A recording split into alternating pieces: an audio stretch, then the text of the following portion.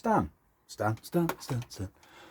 Here we are in a man cave. Before we go any further, I'm going to do anyway. I'll just show you something before we go any further.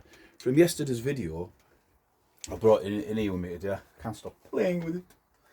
If you see the back there, the holes.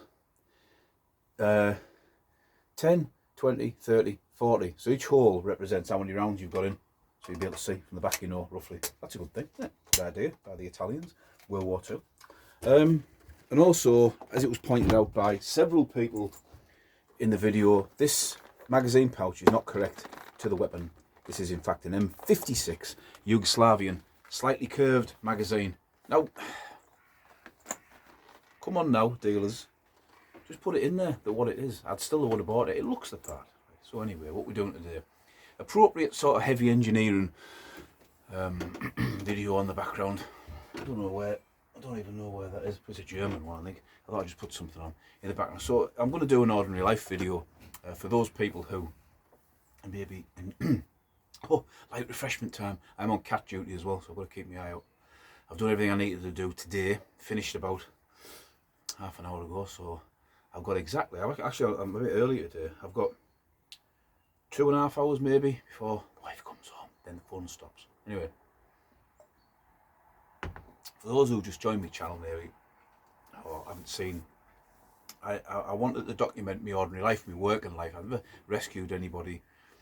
I've never saved anyone's life. I've done anything outstanding. But I've had a different life. I had an ordinary life, and I really noticed in the last 10 years that this line of work that I'm in is changing so much, and in some parts disappearing. Some of the changes are good, the health and safety side of it. Some of them maybe not so much. I think the lack of investment by, you know, big firms over the years is now starting to come across more and more. It's more and more prevalent that, you know, apprenticeships seem to be. In the 90s, no one was serving the apprenticeship. You know, you go on a job, you were touching 30, and the youngest bloke there by, you know. That can't work out. That's not good. But anyway, I'm trying to work out my ordinary life. I'll just put it on camera, and it's quite funny that my dad was a welder himself. He was I'm a boilermaker, fabricator, if you like. And my dad was a welder, and I said to him the other day, you know, your working life is different from mine. I have seen aspects of his life as things change, his working life. But what if I interviewed you? And he went, "Fuck off!" Sorry for swearing, but. And then he did tell me a little bit about where he served his apprenticeship in the shipyard, where you would just leave your equipment, your coat, everything stashed in a little hole. There was no lockers, and you come back on a Monday morning if it rained or wet.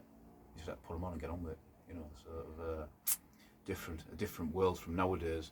And contrary to popular belief, I have been accused, not accused, but you know, family or friends who don't know me as well as, not immediate family, have said, you know, oh, you got an apprenticeship in this because your dad got you, or you blah, blah, blah. Well, he didn't get me it. Watch my other videos on the subject. I got it myself. And I didn't go into it simply because my dad was doing it. There must have been an element of that there somewhere, but it was basically because I knew that I wasn't going to college or university. I did go to college with my apprenticeship, but I wasn't an intellectual type. In those days, really clever people went to university.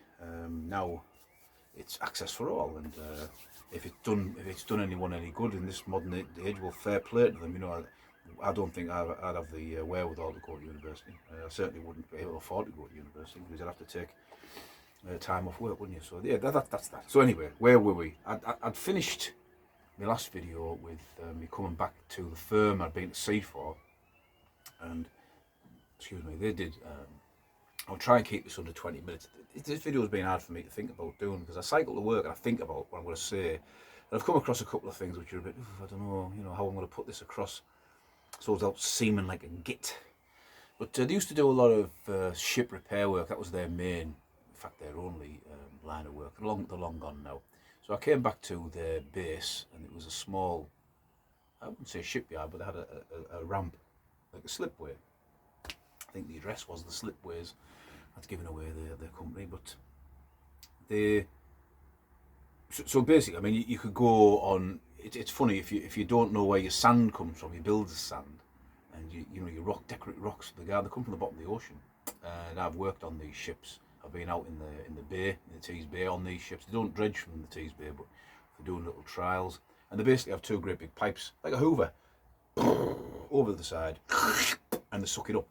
And they suck everything up. believe me, everything I've seen the bottom of one of these as it's been empty in the sand.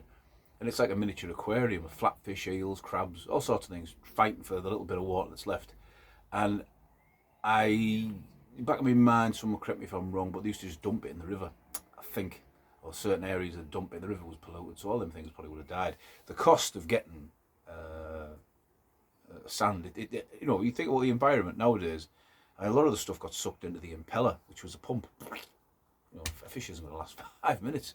You know, God only knows what these places are like where they're actually dredging from, because there'll be no, I wouldn't imagine any life there. Again, this is only a layman experience in these sort of things, but that's what type of work they did. And also the place is still there, big name company, and they had like a wharf side and a movable conveyor belt. So as the sand was coming ashore, they would pour. When that got too big, it turned and poured another sand dune, you know, blah, blah, blah. And I remember going down there in one of the works, brand new vans, and I parked up and I was on board for an hour or so. I come back, I buried the van. I'd parked it in between two, and it got. That's typical of me. That other things that would happen on this firm was you'll be on a ship and you might be welding, and all of a sudden your welding gear will go off. What's going on here? You go on deck. They've unhitched everything. They've the ropes have gone on the ship and it's heading out up the river to sea. And you think, I was going home in half an hour, and then now we're going around the bay for a couple of hours doing trials, and you think, hell, man. That happened more often than you care for, but I mean, they used to feed you and stuff on the ship, so you can't complain. I have been on board one of these ships as well in the tanks, like a cable tank, where it shifted its ballast. So the whole ship sort of rolled like that. Very unnerving feeling, you know. It's. I also witnessed, how can you put it, ladies of the evening coming on board ship for the entertainment of the crew. I did see that, honestly, swear down. Another time when I was working on I've been sent down to the old Tees dock, which is now, I believe it's all like shops, or it's going to be shops, something, but it was still sort of industrial, semi. And I was literally on a like a pontoon, like a square. You imagine a square box that floats. At the front of it, there was a JCB, or a caterpillar machine, with a big digger arm. But it was welded at the deck, and there was a building for the crew. Dutch fellas, there was a lot of Dutch people who did dredging work on the river. That must be the experts. And I went down. What I was doing was they had a spare bucket, and I was welding hard facing the teeth with welding, which is like a way of building up what's worn away. Simple as that. And the guy came out, the Dutch guy, and he went, "We are moving, so you must watch your step. Hold on to something." I'm thinking, oh, what's going to happen here? I'm thinking, where's the boat? There must be a little boat or something that come and tow us along. Anyway, he just jumped into the digger, fired it up, and used the arm like a giant swimming arm. Now I don't know whether this was going deep enough to dig into the mud and pull it along, or whether he was just using the water, like scooping through the water like a swimming thing. But this whole pontoon was going as it sort of limped across the little dockside. So that was an experience. Another time they came up to me once and said, "Oh, you know, say it was like sort of 2 o'clock on a Friday afternoon." And in those days, I mean, I didn't. How would you put it? You get a bit older in life, and well, I say my father worked every hour God sent until the day he retired. And he retired 7 years after he could have stopped. My life's been different.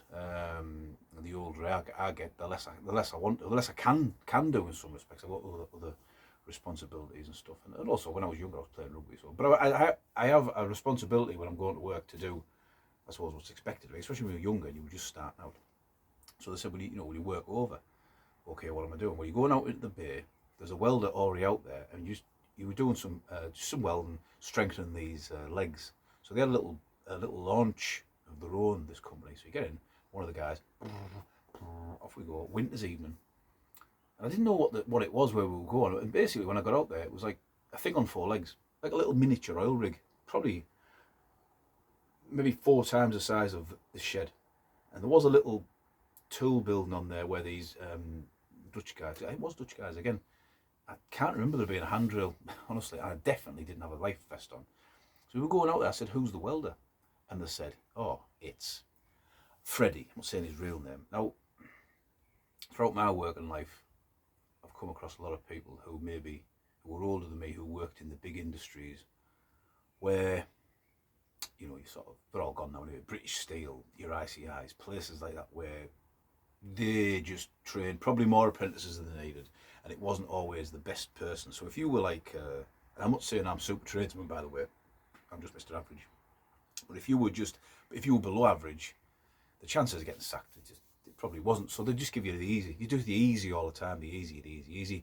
As these industries ran down, these fellas came into the workplace. Now my working life's been one of having to be adaptable, because you got the sack otherwise, and if you weren't up to scratch, you will get the sack, and that is simply it. I say I'm not tradesman of the month. This is going to run on this video, I can see it. I'm not tradesman of the month, but I'm aware of the situation I found myself in. I'm aware of what I had to do. There's elements of my trade that I've had no experience on, so I wouldn't be able to do them, so I wouldn't go for that job. But we got out there. I said, Freddie, oh God, all right then. And he was one of these fellas who'd served his time in British Steel and only ever welded downhand.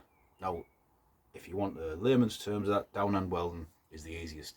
Vertical overhead is more difficult, but a welder should be able to do it all. I'm a boilermaker, a plater, but I can weld, and I'm bad at it because I worked on maintenance.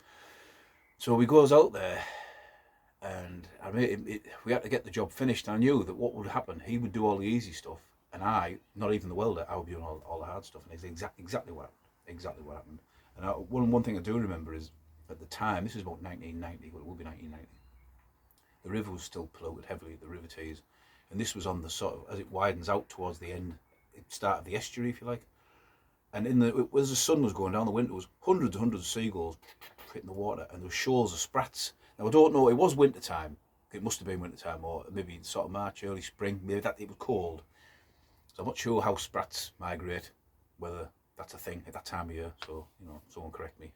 But they were just hitting a certain point in the river and going and floating the surface. These thousands of little silver fish just dying, probably through lack of oxygen.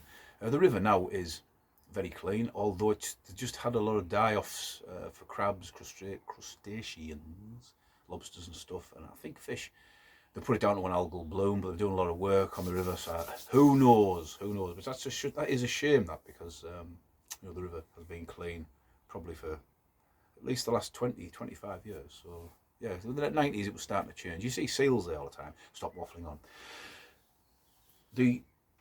I think that's about it for the type of work they used to do. 24-hour shifts, they used to let you do that. I did a few of them. I remember,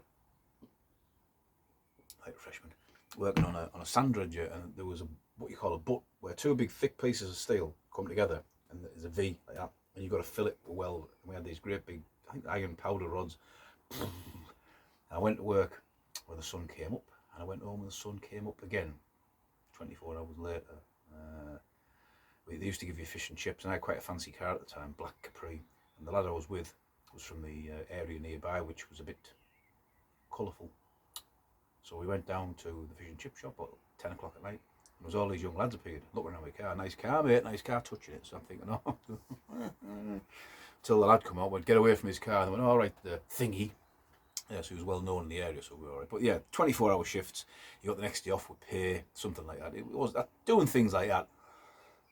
Yeah, I suppose you have to every now and again, depending on, you just can't go home if you're working on a ship, it needs to sail. I get that, but it's not good. It's not good for you, and the rate of pay wasn't very good either. So that was the sort of work that we did there.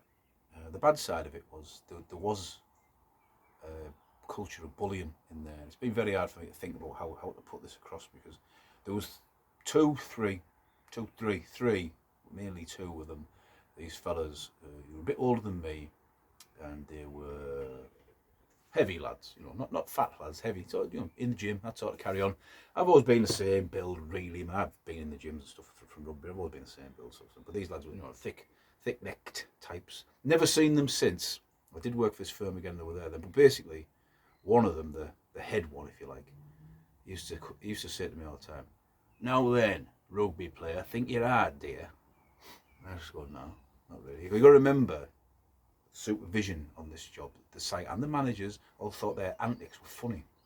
So what are you going to do? I mean, I suppose, yeah, you could have had a fight at work, but that's not the type of thing you do. That's what I've been struggling with. I've told a couple of my mates this and said, I'd have done this. Well, I didn't. That's it. But one day they were chasing like a little trainee round, and you're supposed to put a crane hook up above up above face height, and he ran smack straight into it, smashed all his teeth. The parents came down. I don't know what happened with that afterwards, but there was a number of trainees they had on the job, and one day loads of us were working on this dredger, and I was walking past on the catwalk. I think I was just on the ship to get something and go, and Mister stopped, stepped in front of me. And, now then, rugby player. I went, yeah. So there was a young kid working with him. I won't say his name. James. He had a nice posh name. Hey James, come here. Who's the best tradesman in the works? All this business. And he went, oh, Stan is. Why? Because he doesn't pick on me and he just tells me how things are. Hear that, rugby player? I went, yeah, whatever. Dickhead.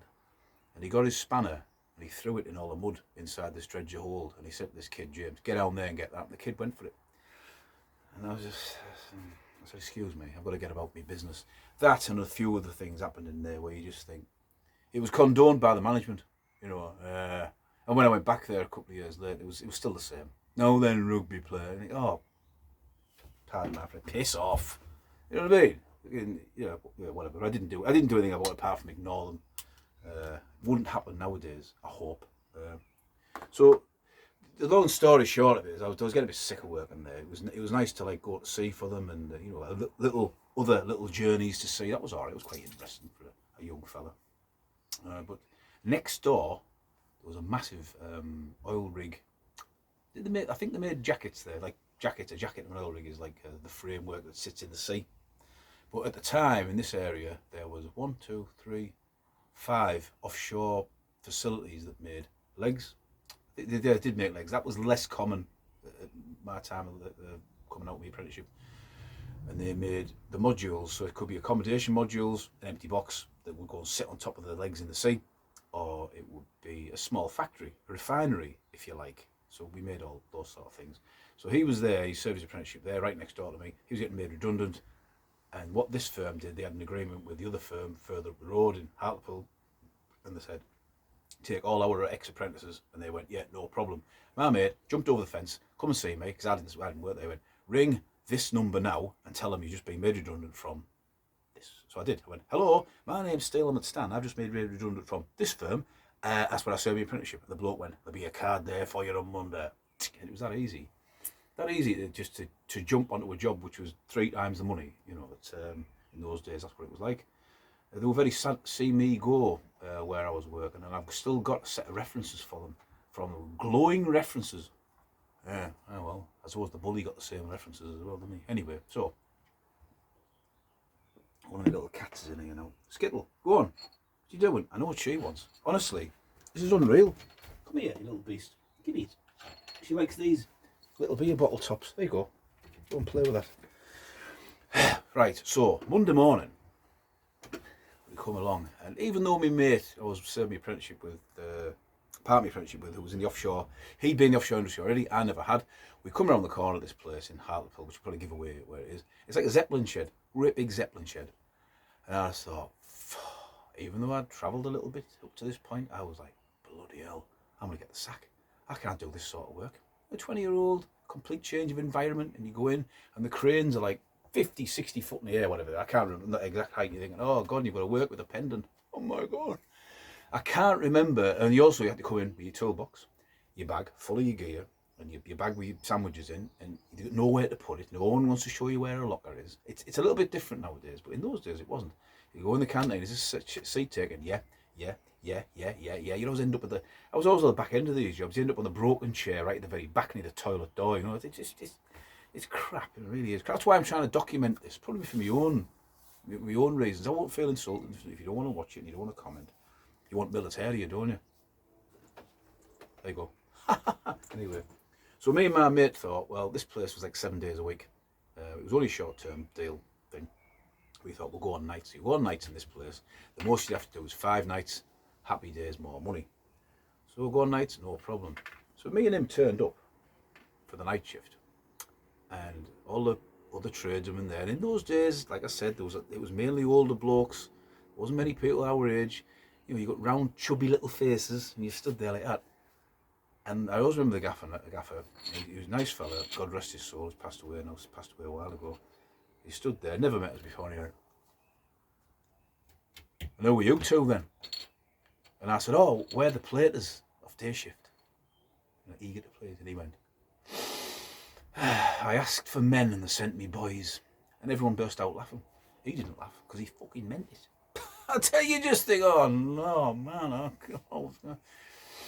As the job went on, it wasn't bad, but a couple of things that, I mean, one thing in particular, there's an instrument called Dumpy Level, and you use it on a tripod. You've seen them at the side of the roads doing it.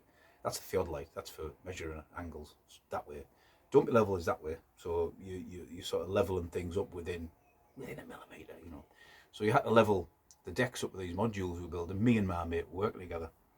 After a few weeks, he trusted us as the gaffer. But you just got on with our jobs. We were real-time served lads, but you just had to find your way, find your feet. Now what we used to do is have concrete blocks, and you drop them on the deck. The deck would press down on the steel hook underneath, and your mate would run underneath, either you or take turns, tack weld it, take the block off, move on. So you get a level deck, you dumpy level it, etc. I left the dumpy level on the edge of this framework, and it was probably about 15 foot, 20 foot in the air, off the ground on the concrete blocks, so a 20-foot drop over the side. And I had the concrete block, and it started to swing, and I didn't know that the dumpy level was behind it. Brand new one. You know what's coming next, don't you? Smashed it. Smashed all the lenses inside. So yeah, I wasn't very popular on that occasion. Also, what they used to do was also again, everyone used to wear rig boots in those days. Rigging boots, which are like a cowboy boot, if you like, sort of shape, or a leather Wellington with a store cap. People don't wear them so much now because they don't give you any ankle support. But at the time, everyone used to wear them. I had them on. The overalls over the top. I had a big hole in my overalls. That's another thing that's changed now. Generally, firms give you decent overalls. In those days, you'd wear them, just one you brought in yourself. Big hole in it. And I was sat on the edge of the scaffolding. And me and my mate's tacking, I'm holding whatever we were doing. And as he tacked, the weld pool fell out.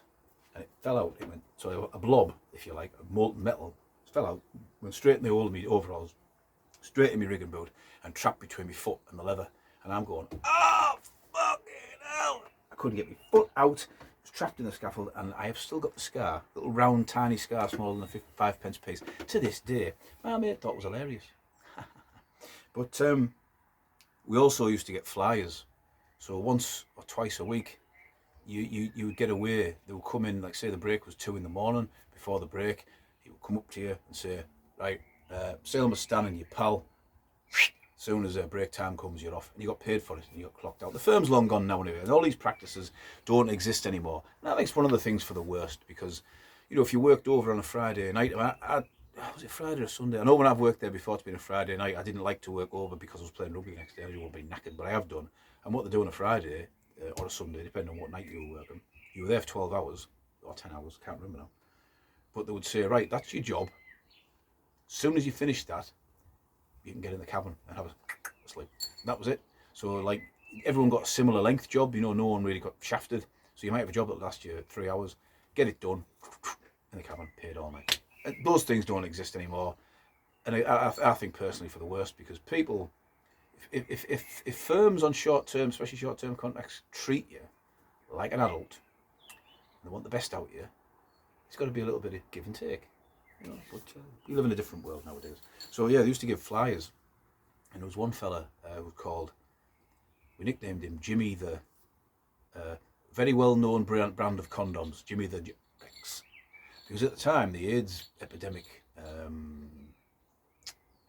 situation was, you know, they were telling people even if you were straight, so it was big. There was a boom in condom sales, and he had his own business doing it. He used to get a flyer every night, I think. I would see him going off in his car, him again. And what he used to do with us, they used to say, after the break, oh, I forgot to tell you, look, just there was me and my mate, a couple of other young lads who welders from his place, so we used to get done over with that one. But I don't think there's anything else in that job that I think we got made redundant. We knew it was good, we were going to, and we all went to the local pub around the corner, and say this was 11 o'clock at night, but it was open. That was a regular thing, and we were just in there till 2 o'clock in the morning, and then went back the next day to pick our cars up and hotels, and that was that. And I've been in and out that place a few times, but an experience, considering that when I was driving towards it, I thought I won't last till dinner time here, but I did, because you just have to get on with it. And what did I do after? I've kept this at 25 minutes. That's pretty good. What I do after, there was a reason why we went on nights as well and did a bit of overtime, because my mate, who I'd started work there with, and another lad, a rugby mate of mine, another tradesperson. They both now live in Australia, actually. So quite strange how we all ended up there. They stayed, so that's that. But my mate who I was working with, he always had a desire, a fantastic desire, to go to America. And I wasn't, I was not against it, but I wasn't okay. So we planned a trip to America. And I'd have to get in contact with one of these lads to quantify it, or check my old passport. I think we were there about 3.5 weeks. So the better part of a month we went to America.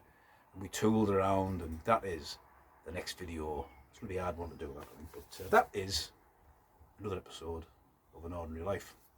So now I'm going to go and try and download it and look after these little cats. Otherwise, anything happens to them, I'm in trouble. And now we've only got an hour and a half before my wife comes home and the fun stops. An hour and a half. Anyway, so if you're not bothered about watching this, it's not military. I won't be insulted at all. If you do like it, I apologise for swearing. But sometimes in life, you just have to. So this is Stan, and I will see you next time. Be military. Cheers. See you.